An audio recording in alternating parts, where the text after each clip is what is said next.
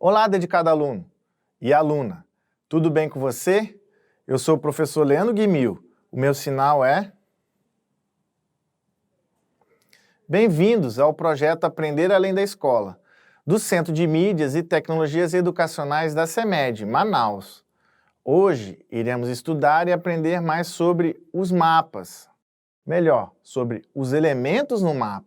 Então, vamos lá para a nossa hora de aprender?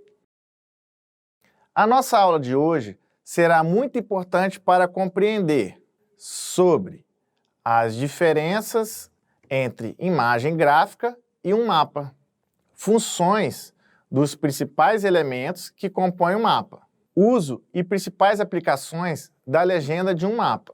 Para você entender de forma correta quais são os principais elementos de um mapa, precisamos compreendê-lo com detalhes. Se o assunto ainda não está claro, não se preocupe com isso, dedicado e dedicada aluno. Nesta aula, teremos vários exemplos para te auxiliar.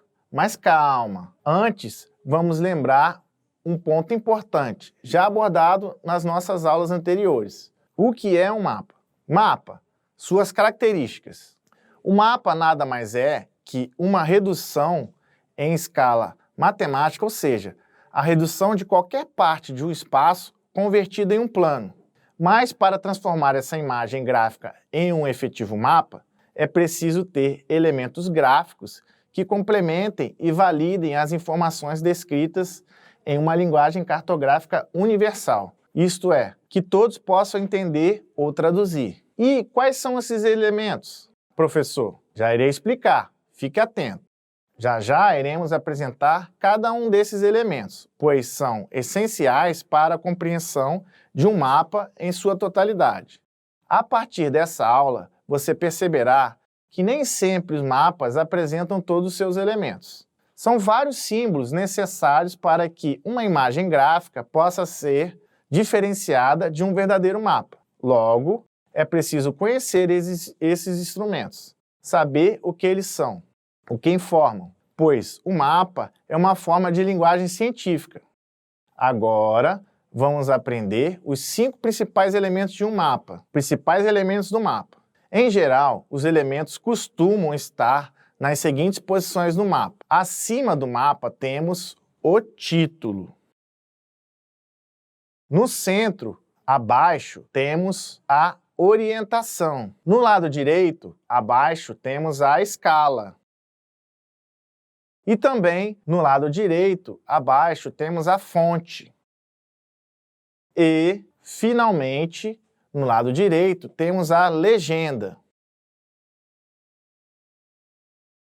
Você pode estar se perguntando agora, por que é tão necessário ler corretamente o título de uma obra, professor? Vou lhe responder. É justamente o título que vai indicar previamente do que o texto irá abordar. Com os mapas, não é diferente. Deve ser lido com muita atenção, de maneira que compreenda o que ele indica. Muito bem, mostrarei agora as principais características do título de um mapa. Título é a primeira coisa que uma pessoa deve observar ao ler um mapa, isto é, o indicador do assunto abordado. Indica ainda as informações gerais, como local e tempo, ou qualquer tipo de informação relevante para a sua melhor compreensão. Quando o mapa é sobre assuntos históricos, o título pode indicar qual é o ano que será representado. O nosso próximo elemento já foi falado bem detalhadamente em uma das nossas aulas anteriores. É a orientação que utiliza a Rosa dos Ventos como referência a respeito do mapa. Lembra dela? Claro que sim. Mesmo assim, iremos falar um pouquinho sobre ela, ok? Orientação.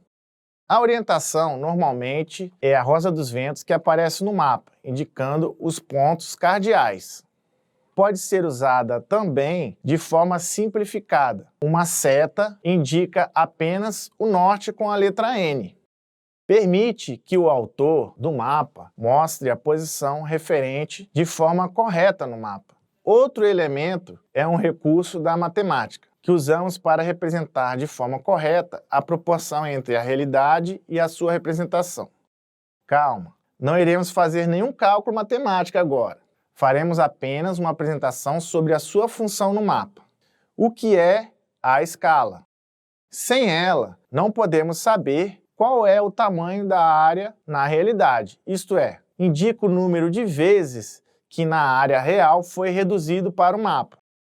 Pode ser apresentada de forma numérica, isto é, de números de uma divisão, portanto, denominada de escala numérica. Ou pode ser apresentada de forma gráfica, isto é, como se fosse uma régua escolar, por exemplo. Logo, ela é denominada de escala gráfica. Viu como é simples? Com certeza. Ótimo. Posso continuar? Eu sei que sim. Então vamos lá. Continuando para falar sobre os principais elementos do mapa. Segure firme aí. Agora falaremos da fonte, que é mais um dos elementos de um mapa. Me acompanhe, por favor. Fonte indica a origem dos dados apresentados e a data a que se refere.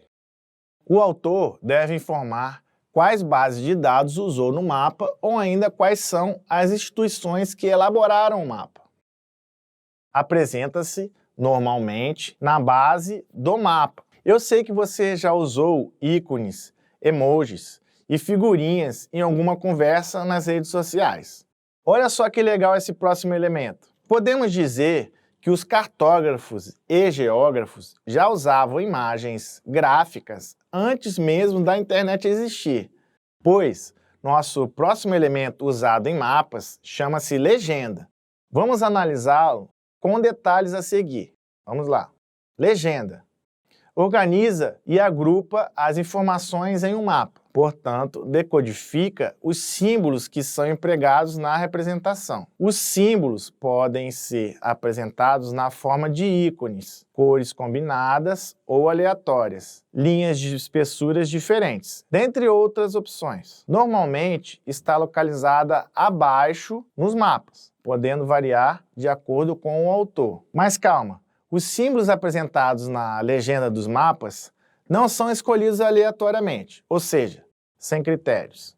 Existe uma convenção cartográfica que o Instituto Brasileiro de Geografia e Estatística, conhecido como IBGE, definiu para o uso nas legendas de mapas no Brasil, que são os símbolos. Eles facilitam a compreensão de seu significado, permitindo que o mapa seja lido por pessoas no mundo todo. Você, com certeza, já viu em um mapa um avião representando o aeroporto, uma linha azul indicando um curso d'água ou um rio, ou a cor verde para indicar uma área de floresta ou uma vegetação, por exemplo. As imagens a seguir estarão disponíveis no Atlas Escolar Online do IBGE. Estão separados e organizados em grupos. Vamos observar. Legenda e as convenções cartográficas. Os símbolos referentes a localidades e limites, como a capital de um estado, por exemplo, você pode observar. Os que usam cores para definir a altitude, por exemplo, você vai observar nessa imagem. Temos também os símbolos que se referem à parte da hidrografia.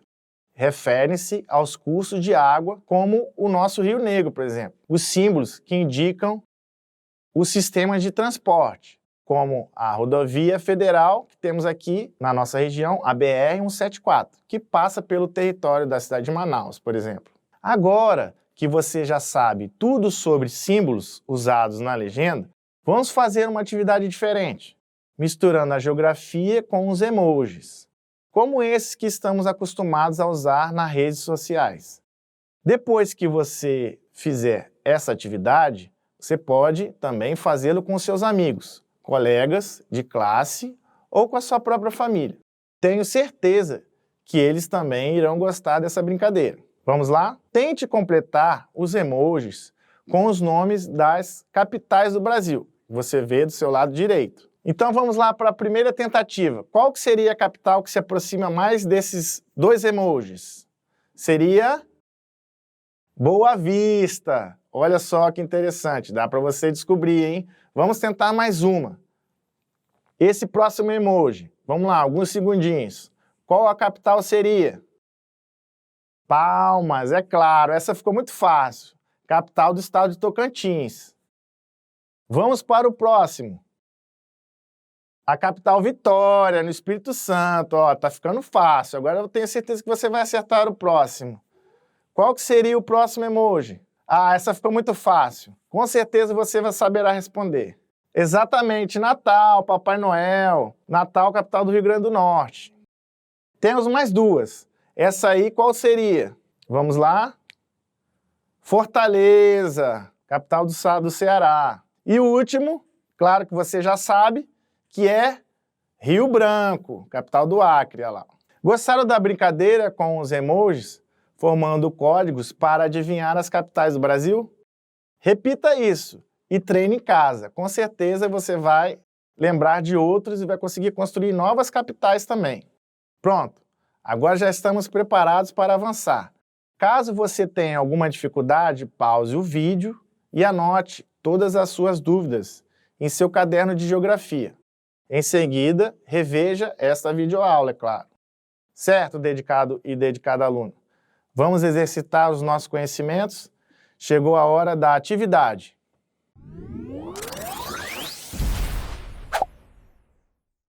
Atividade 1. Com base na afirmação abaixo, responda a pergunta. A afirmação é: os símbolos permitem a fácil compreensão e de seus significados, proporcionando que a leitura do mapa seja feita por pessoas do mundo todo. Qual é o nome dado para esse conjunto de símbolos? Vamos para a opção A, conjunto de emojis. Será que a opção B, ícones gráficos? Temos a opção C, convenção cartográfica. E a opção D, figuras de mapas. Vamos alguns segundinhos para a resposta correta. Vamos lá. Claro que é a letra C, convenção cartográfica. Nós já vimos isso. Parabéns. Vamos para a atividade 2.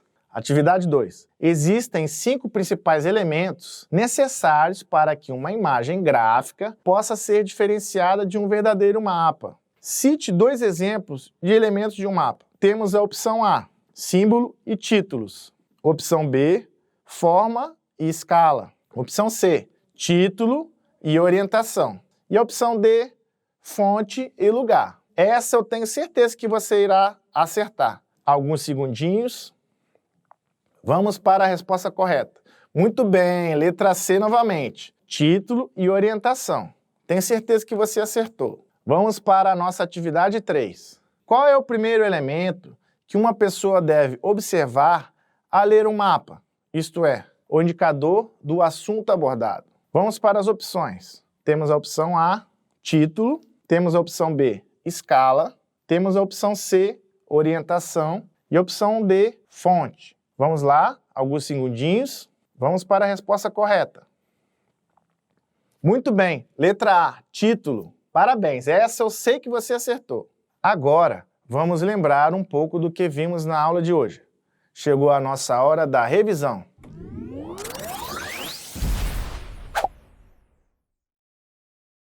Hoje, você aprendeu que um mapa é a redução de qualquer parte de um espaço convertida em um plano. Vimos ainda que existem 5 principais elementos necessários para que uma imagem gráfica possa ser diferenciada de um verdadeiro mapa. São eles: título, orientação, escala, fonte e legenda. Foi possível também perceber que existe uma convenção cartográfica que o IBGE, Instituto Brasileiro de Geografia e Estatística, definiu para uso nas legendas dos mapas no Brasil. Chegamos ao fim da nossa aula de hoje. Eu sei que você também gostou. A geografia é assim. Ela nos ajuda a reconhecer o espaço que, ao longo do tempo, está em constante transformação. Dedicado aluno e dedicada aluna, conto com você para o nosso próximo encontro. Até lá!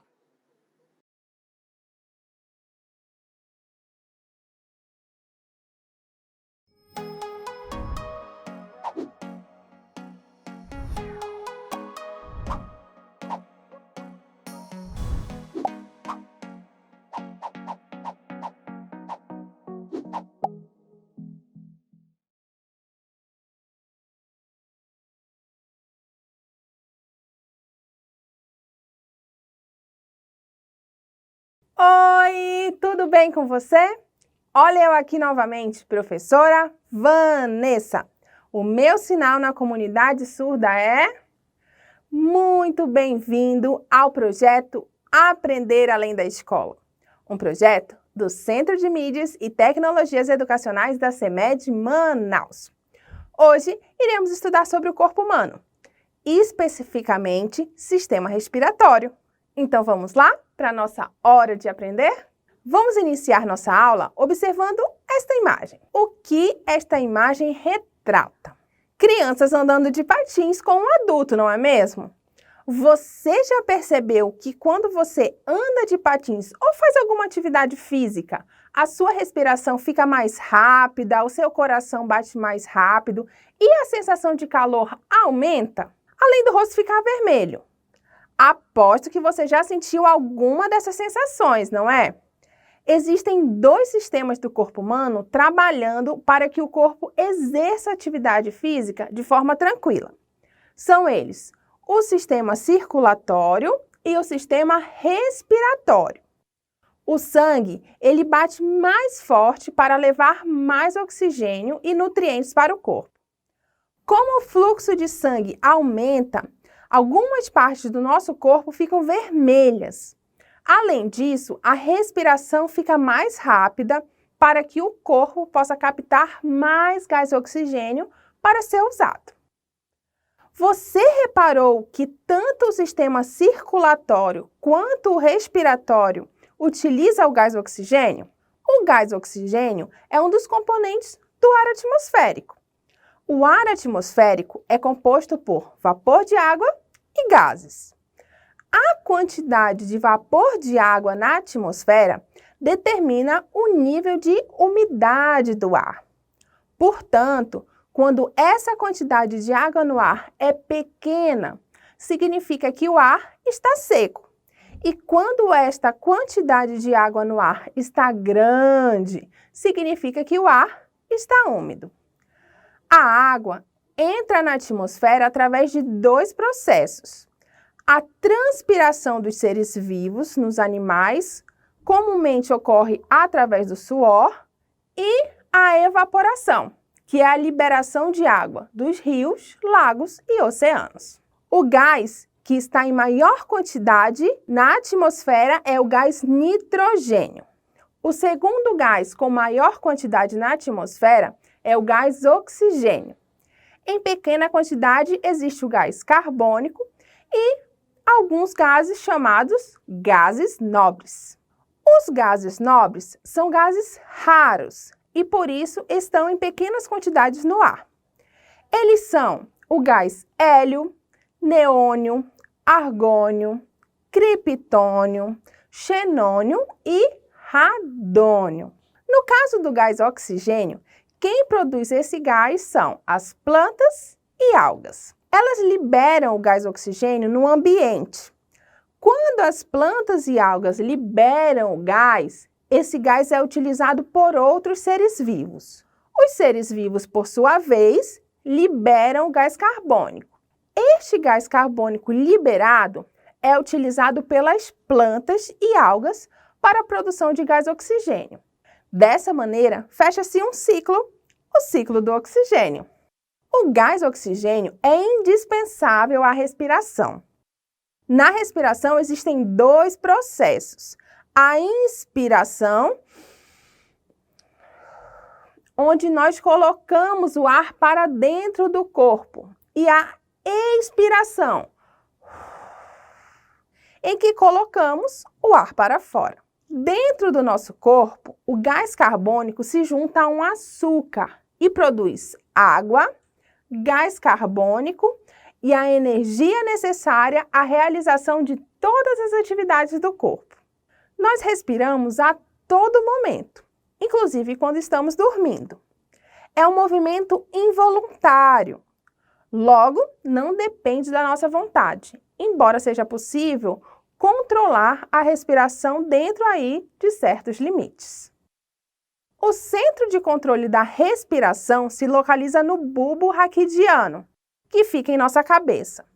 O bulbo raquidiano é essa estrutura indicada na figura. Ela faz parte do encéfalo, que é o grupo de órgãos do qual o cérebro faz parte. O sistema respiratório é formado por órgãos que juntos são capazes de realizar a troca gasosa entre o corpo humano e o meio ambiente. Este sistema é formado pelo nariz, cavidade nasal, faringe, laringe, traqueia, brônquios, que se dividem em bronquíolos, com alvéolos em suas pontas, e 2 pulmões. A faringe é compartilhada pelos sistemas respiratório e digestório. Na faringe, há uma estrutura chamada de epiglote, que ao ser fechada, impede que o alimento entre na laringe enquanto engolimos. Dessa maneira, garantindo a passagem do alimento para o esôfago. Caso algum alimento chegue à laringe, ocorre um engasgo e, consequentemente, tosse para expelir o alimento da laringe e impedir que o alimento chegue aos pulmões. O ar atmosférico entra no nariz através da inspiração. O nariz possui pelos que filtram poeiras e micro-organismos que estejam em suspensão no ar. É possível que o ar entre pela boca também. No entanto, é desaconselhável, pois o ar não passará pela filtração dos pelos do nariz e poeiras e micro-organismos podem chegar aos pulmões. Isso pode ser perigoso. Ao sair do nariz, o ar segue para a cavidade nasal, onde é aquecido e umedecido. O aquecimento tem a função de manter a temperatura do organismo constante e evitar possíveis mudanças bruscas. Logo após a cavidade nasal, o ar vai para a faringe, laringe e traqueia. A traqueia se divide em 2 ramos, os brônquios. São os brônquios que levam o ar para os pulmões. Nos pulmões, os brônquios se dividem em tubos menores chamados bronquíolos. Nas pontas dos bronquíolos existem estruturas com aspecto de uva, como se fossem bolsinhas. São os alvéolos.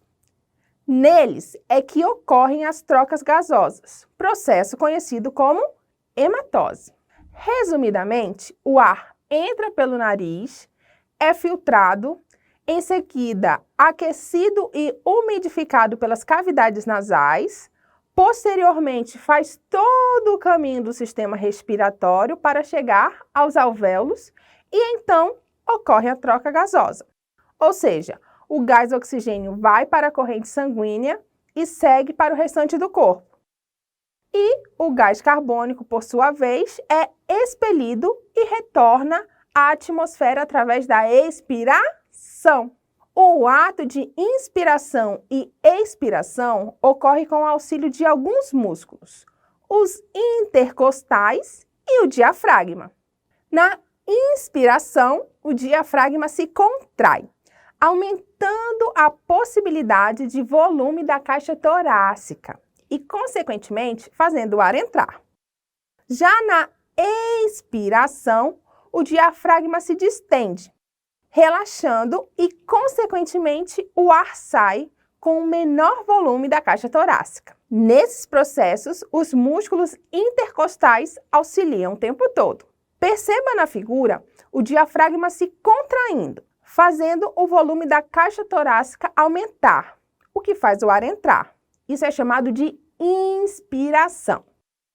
Na expiração, o diafragma relaxa, fazendo o volume da caixa torácica diminuir e, com isso, o ar sair.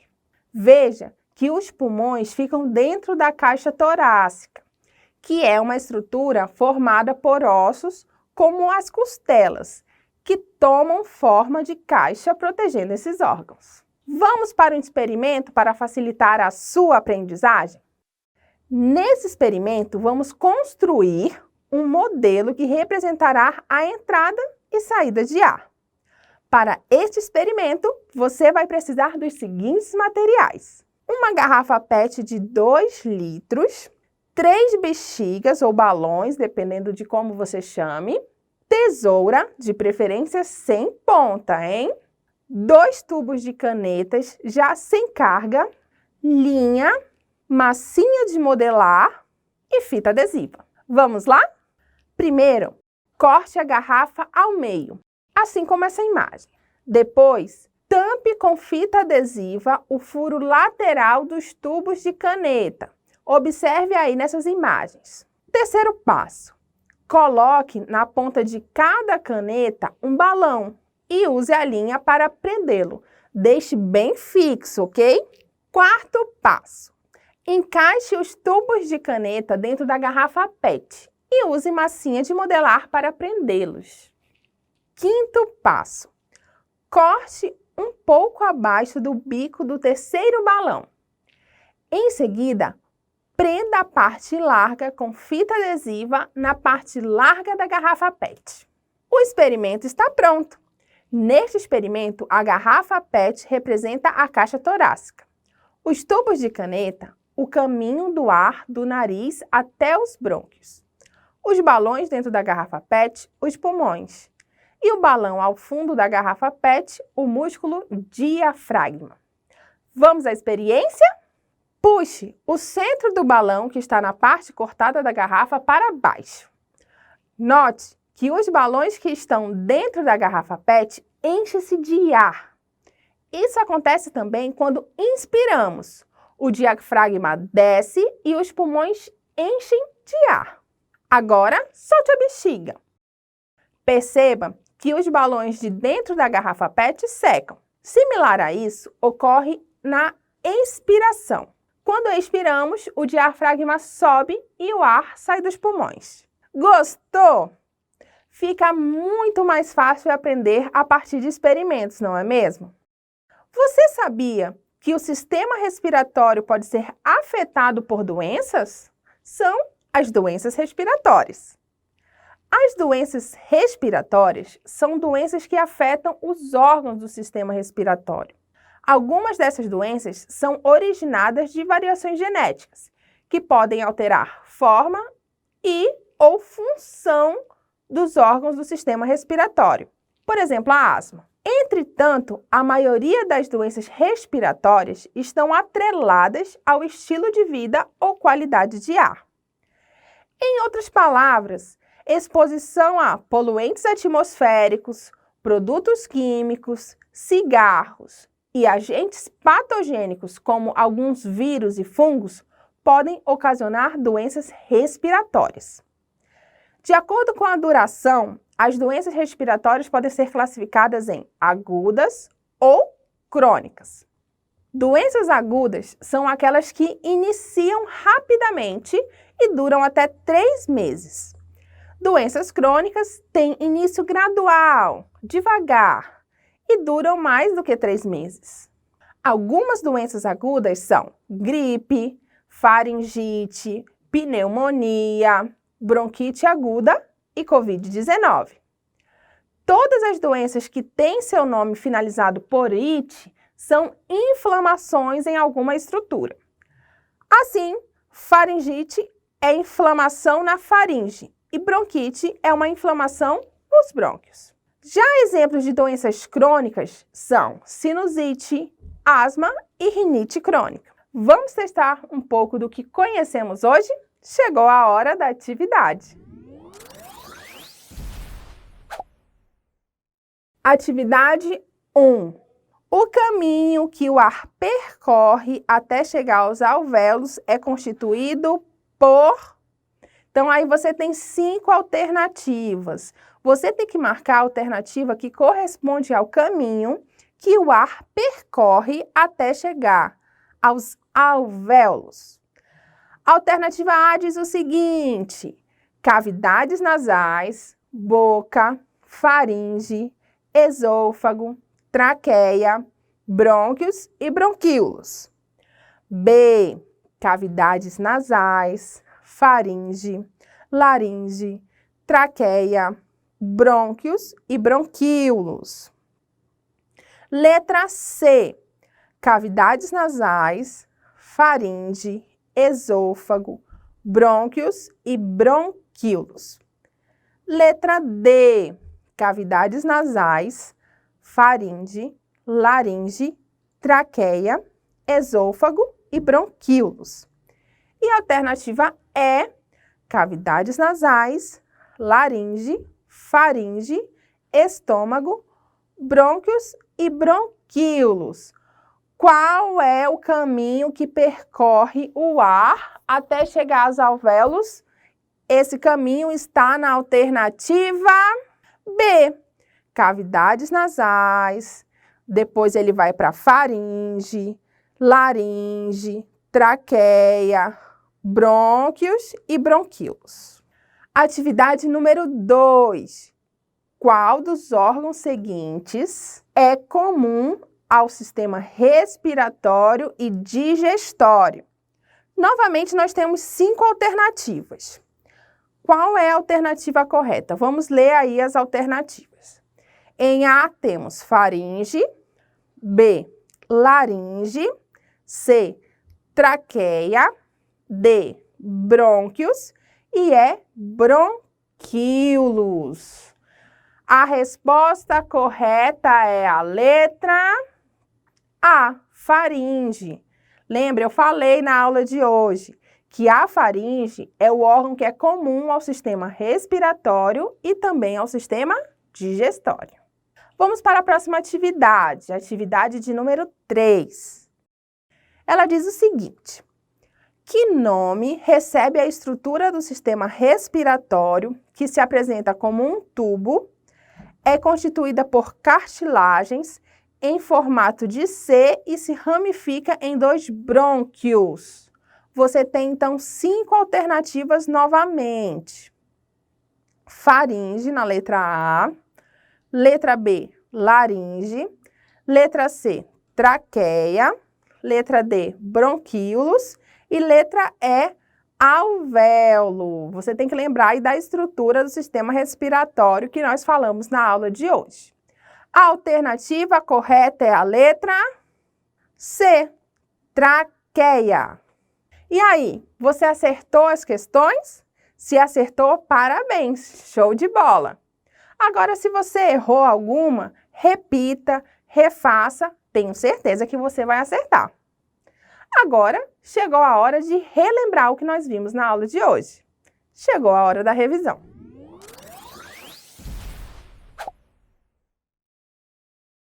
Hoje, vimos a importância do sistema respiratório para nos mantermos vivos, auxiliando aí na geração de energia do corpo humano. Vimos que os gases que fazem parte da respiração são o gás oxigênio e gás carbônico. Eles fazem também parte da composição do ar atmosférico, juntamente com o gás nitrogênio e gases nobres. O gás oxigênio que utilizamos na respiração vem das plantas e algas que produzem esse gás. Quando as plantas e algas liberam gás oxigênio na atmosfera, esse gás é utilizado por outros seres vivos, como o ser humano.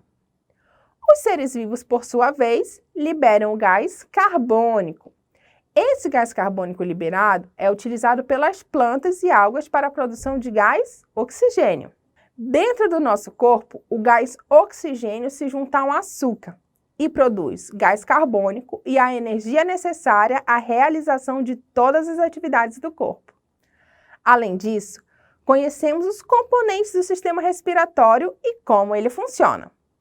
Conhecemos algumas doenças relacionadas ao sistema respiratório e compreendemos que a respiração acelera durante uma atividade física, para que mais oxigênio chegue ao corpo humano. Gostou? Eu espero que você tenha gostado tanto quanto eu dessa aula. Eu te aguardo na próxima aula, ok? Combinado? Um grande abraço, tchau!